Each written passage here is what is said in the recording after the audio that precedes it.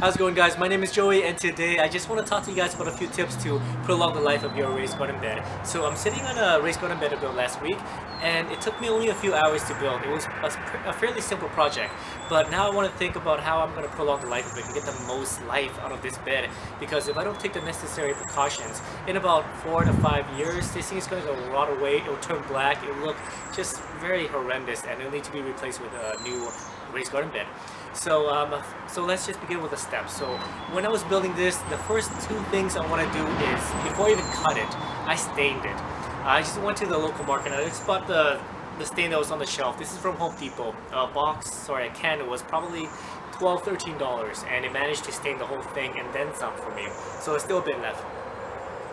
So, and when you talk about stain, the more layers of stain, the better. My magical number is 2. Read the instructions and find out how long it takes for the stain to dry to the touch, and that's what you want. For me, I bought the stuff, I stained it, I went to sleep, woke up the next morning, came home from work, and it's completely dry. So the next step is to stain again. So make sure you have at least 2 layers of stain. I mean, 1 is good enough, but you want 2 just for that added security, right? And once that is done, you wait, of course, dry to the touch. Now the secret trick is to add wood finish. Now, same thing, went down to Home Depot or any hardware store or home improvement store will have this product. As for wood finish, I got this product here. It cost me $25, so a little more expensive than stain, but I know it's going to get the job done. So what it's going to do is, once you apply this, it's going to add a layer of protection for the wood. It protects against UV light and the elements of the outdoors. I mean, if you're in a city that, or in a country that has extreme winters and extreme summers, the wood is just going to decay over time. So by adding this on, it's just going to add that extra armor for your wood.